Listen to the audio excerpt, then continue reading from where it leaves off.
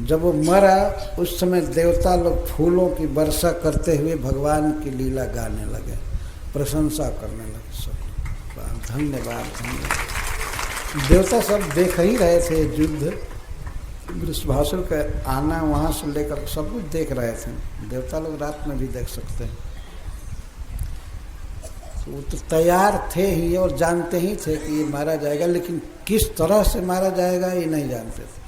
तो भगवान की इस अद्भुत लीला को देख कर केवल फूलों की वर्षा करने लगे और ईडिरे प्रशंसा करने लगे।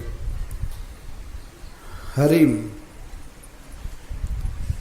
वृषभासुर के प्राण को हरने वाले, दुख को हरने वाले, अथवा इस लीला में ही एक शोभा विशेष प्रकट कर रहे थे, शोभा विशेष प्रकट कर रहे थे। एवं ककुद्मिनं हत्वा स्तूयमानः स्वजातिभिः विवेश गोष्ठम सबलो गोपीनां नयनोत्सवः। भगवान जो तैयार थे रासलीला में जाने के लिए, उनको फिर प्रवेश करना पड़ा गोष्ठ में।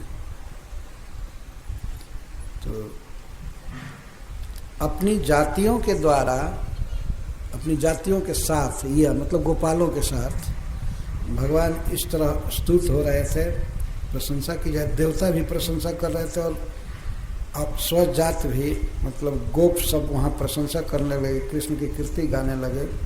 और इस तरह से कीर्तित जस श्री भगवान सबल श्री बलराम जी के साथ गोष्ठ में प्रवेश किया। अब भय छा गया था तो सबको ठीक करने के लिए अस्त व्यस्त सब थे जहाँ तहाँ। इसके बाद एक और घटना घटी। आज रासलीला की तैयारी थी प्रतिदिन की तरह, लेकिन भगवान अब बाधित हो गए और उधर बाधा भगवान के प्रेयसियों में भी आई। सारे ब्रजवासी हल्ला किए कि कृष्ण गाय मारा है, बैल मारा है, बैल मारा है, छूना नहीं, छूना नहीं। भगवान की अद्भुत लीला। तो ये बैल नहीं था, गौ नहीं था, तो बहुत बड़ा दैत्य था, असुर था, उसका वध भगवान ने किया। लेकिन लोक में सब वही ब्रजवासी या ज़्यादा वेद शास्त्र जानने वाले बूढ़े ब्रजवासी लोग अब लगे कहने नहीं नहीं गाय को मारा है, गाय मारा। वो क्या मारे हैं कृष्ण। कभी कभी लोग ज़्यादा ही नीति शास्त्र स्मृति आदि दिखाने लगते हैं। तो हल्ला हुआ तो अब तो श्री कृष्ण पर इसका बड़ा प्रभाव पड़ा। आज तक गोपाल गोपाल कहे जाते थे, अब गो हत्यारा, गो हत्यारा, ऐसे सब लोग लगे कहने। तो भगवान श्री कृष्ण तुरंत ही इस हत्या के दोष से मुक्त होने के लिए लोक दृष्टि से अपने पंजे से, दाहिने पैर के पंजे से जमीन पर एक कुंड बनाया, जिसको कृष्ण कुंड कहते हैं, श्याम कुंड।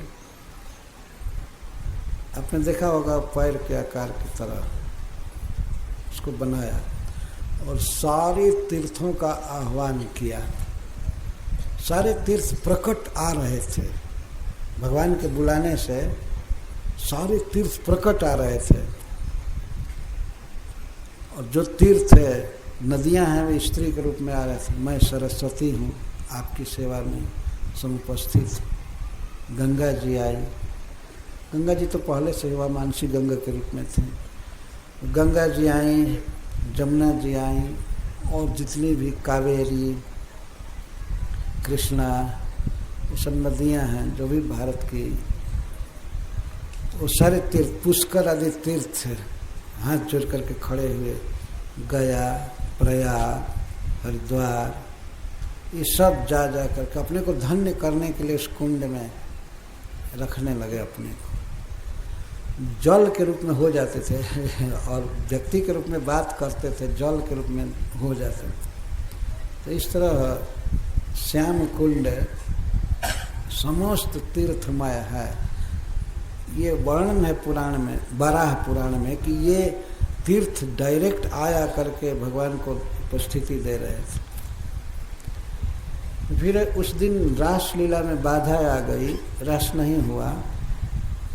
राधा रानी तक ने कह दिया कि नहीं, अब गो हत्या का पाप लगा है। यद्यपि भगवान कहे कि मैंने एक बहुत भारी असुर का वध किया। राधा रानी कहा कि आप गौ की हत्या किए। भगवान कहे नहीं, मैंने असुर का वध किया है, दैत्य का वध किया है। नहीं, फिर भी इतिहास बताता है, राधा रानी कहती हैं कि वृत्र असुर थे लेकिन एक ब्राह्मण थे।